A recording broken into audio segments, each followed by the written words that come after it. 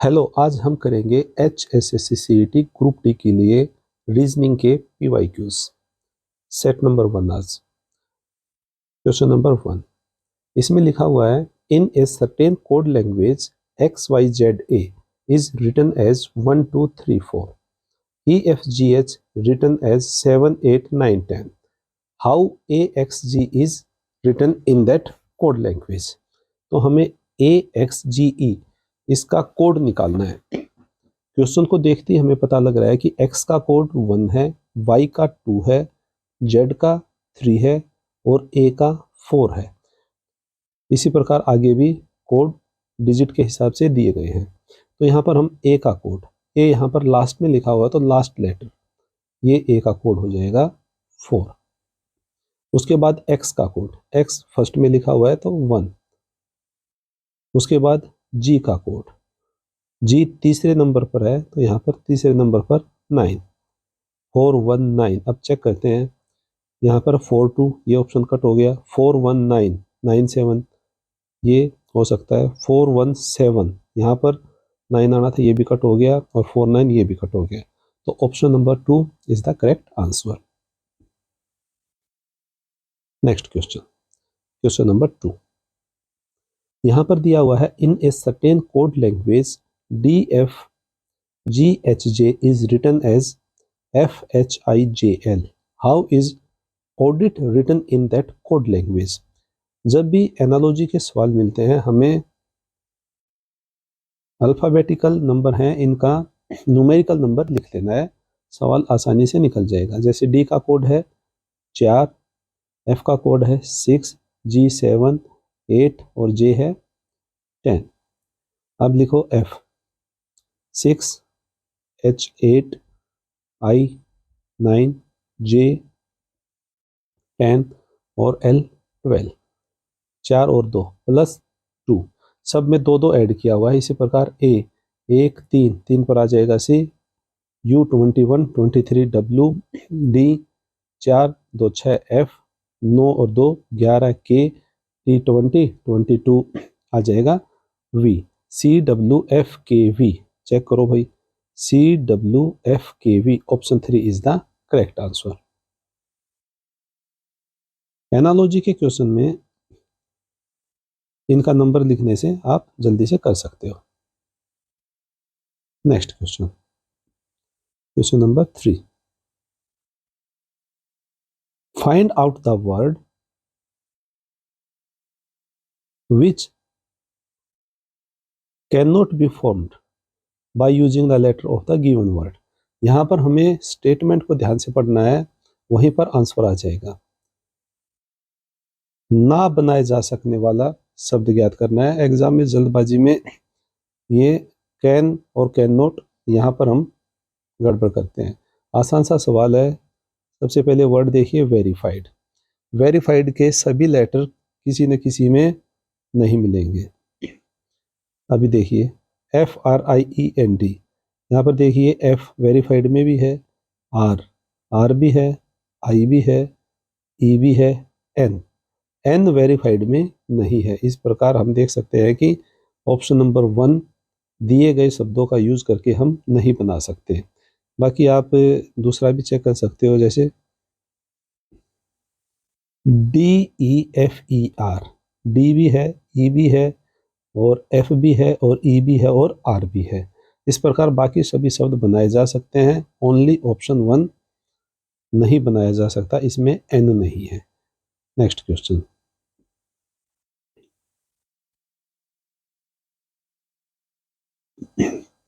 Question number 4, 3 सहेलियां अमिता, बबीता और चंचल एक रेस्तरां में गई। जब बिल मिला तो अमिता ने बबीता के द्वारा दी गई राशि का 3/5 भाग दिया। तो यहाँ पर लिख लीजिए A अमिता, B बबीता और C चंचल। अमिता ने बबीता द्वारा दी गई राशि का 3/5 भाग दिया। तो मान के चलो बबीता ने 5x दिया और अमिता ने कितना दिया, इसका 3/5 आ जाएगा 3x। बबीता ने चंचल द्वारा दी गई राशि का 1/2 दिया। 1/2 यानी ये इसका कितना हो जाएगा, डबल, कितना हो जाएगा 10x, 1/2 करेंगे तो आधा 5x हो जाएगा। यदि 360 रुपये का टोटल भुगतान किया गया, यानी टोटल कितना दिया गया 360, ऐड कर दो 10 5 15 और 3 18, 18x की वैल्यू आ गई 360, x की वैल्यू कितनी आ जाएगी 18 दूनी 36 20। अब हमें क्या निकालना है, तो बबीता ने कितनी राशि का भुगतान किया, बबीता का निकालना है। तो बबीता का कितना है टोटल 5x, x की वैल्यू 20 है तो 5x की वैल्यू 5 से मल्टीप्लाई करता हूँ, कितनी आ जाएगी 20 पंजे 100, कितना आ जाएगा 100 रुपये। Option 3 is the correct answer. Question आसान ही है, ज़्यादा हार्ड नहीं है। अगला सवाल, क्वेश्चन नंबर 5। यहां पर दिया हुआ है, इस प्रतिमान में अल्फा के स्थान पर क्या आएगा।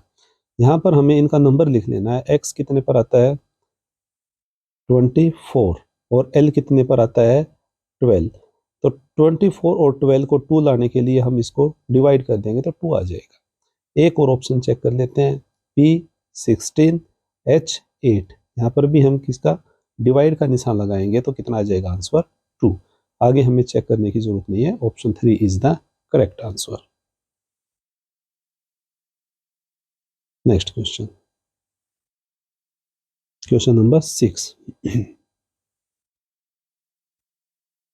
क्वेश्चन नंबर 6 अच्छे से दिखाई नहीं दे रहा, अगली स्लाइड में लेते हैं इसको। सिलोजिज्म का क्वेश्चन है, क्वेश्चन नंबर 6। 3 कथनों के बाद 3 निष्कर्ष दिए गए हैं। सीधा कथन पढ़िए भैया। कुछ सेब अंगूर हैं, यहां पर लिख लीजिए सेब, और कुछ हैं तो अंगूर। नेक्स्ट, पहला स्टेटमेंट हो गया, सभी अंगूर केले हैं। सभी, ऑल का रिलेशन आ गया, यहाँ पर सभी अंगूर केले हैं। कुछ आलू बुखारे अंगूर हैं, कुछ आलू बुखारे अंगूर हैं। इस प्रकार से आ जाएगा, यहाँ पर आ जाएगा आलू बुखारे अंगूर हैं। अब निष्कर्ष कंक्लूजन क्या निकला इसमें। पहला, कुछ केले आलू बुखारे हैं। केले और आलू बुखारे का संबंध अंगूर की होने की वजह से इन दोनों का सम का कुछ का रिलेशन बन गया, तो ये स्टेटमेंट बिल्कुल सही हो जाएगा। कुछ सेब केले हैं, सेब और केले, ये भी बिल्कुल सही बन गया। थर्ड, सभी केले अंगूर हैं। केले और अंगूर सभी, सभी का रिलेशन गलत है, क्योंकि कुछ का सम का अंगूर का और केले का ठीक होता, लेकिन सभी का ये रिलेशन गलत हो जाएगा। तो इसमें आ जाएगा ऑप्शन 1 और 2। चेक कीजिए, ये नहीं होगा। ऑप्शन नंबर 2, केवल 1 और 2 निष्कर्ष निकलते हैं।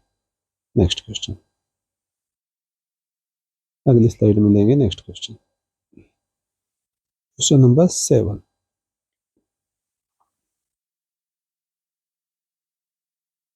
रीजनिंग आसानी क्वेश्चन है, ज्यादा हार्ड नहीं है। क्वेश्चन नंबर 7,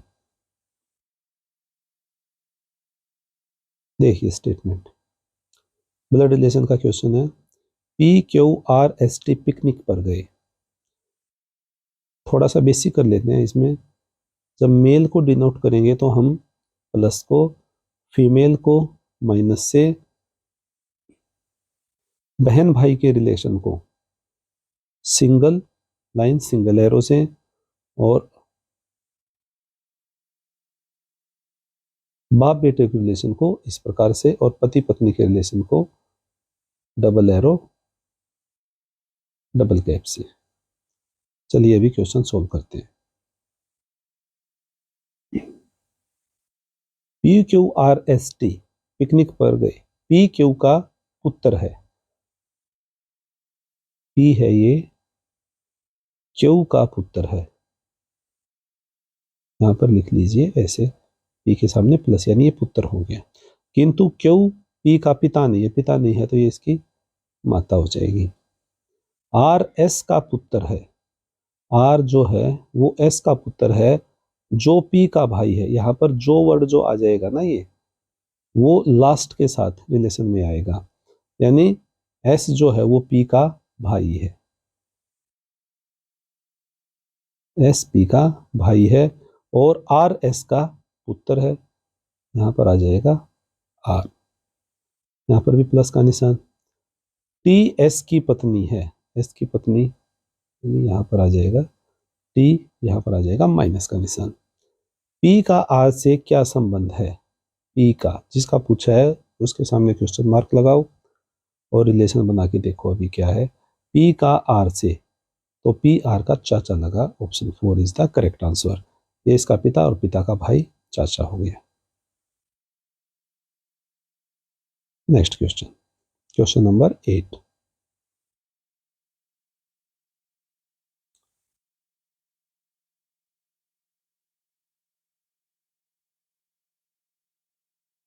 ये है सर्कल बेस्ड क्वेश्चन आ गया।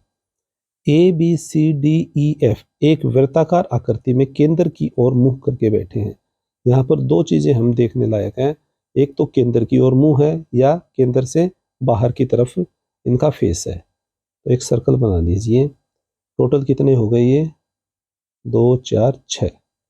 तो 1 2 3 4 5 और 6 केंद्र की ओर मुंह करके बैठे, तो ऐसे कर लीजिए।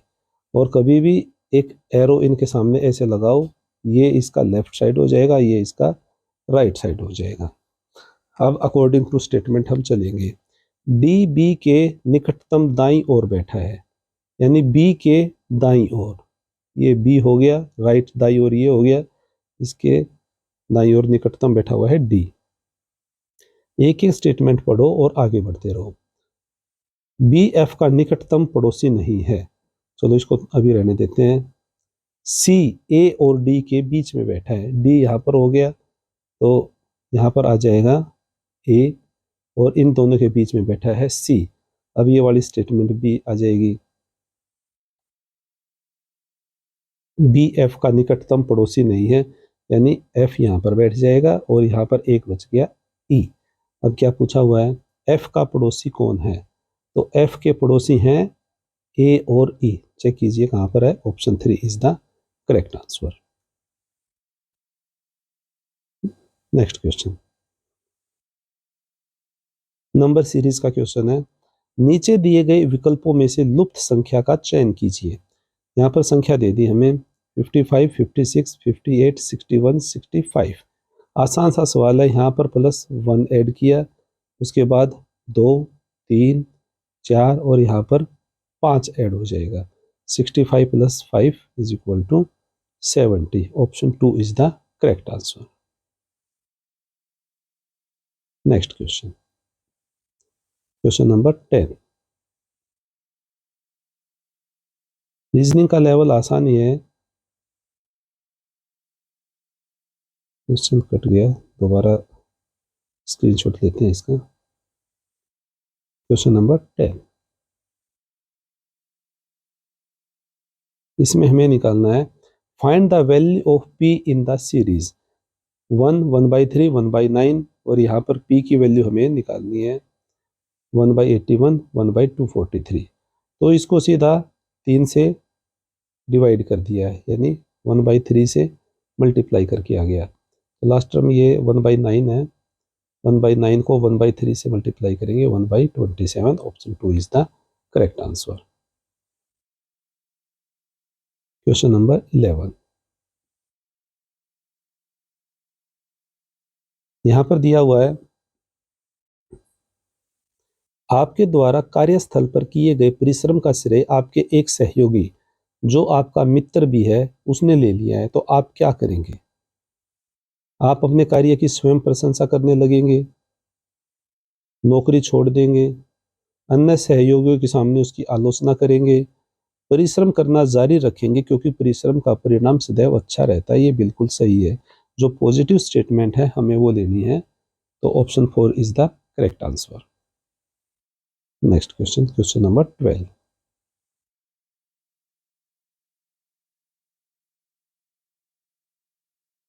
निम्नलिखित में से कौन सा भिन्न पद है, हमें अलग निकालना है।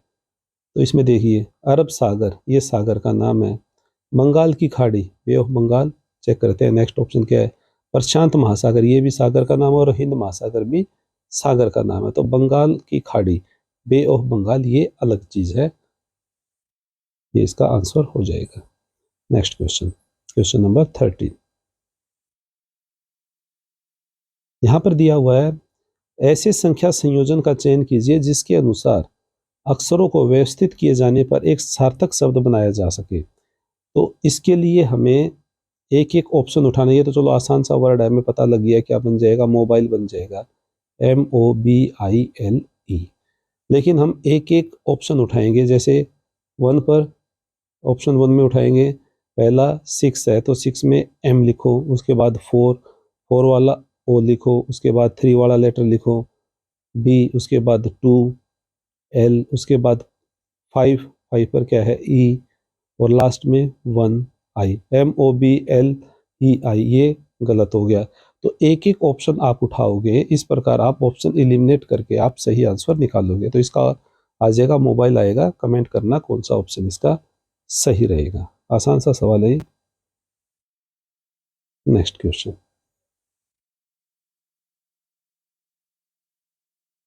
Question number 14।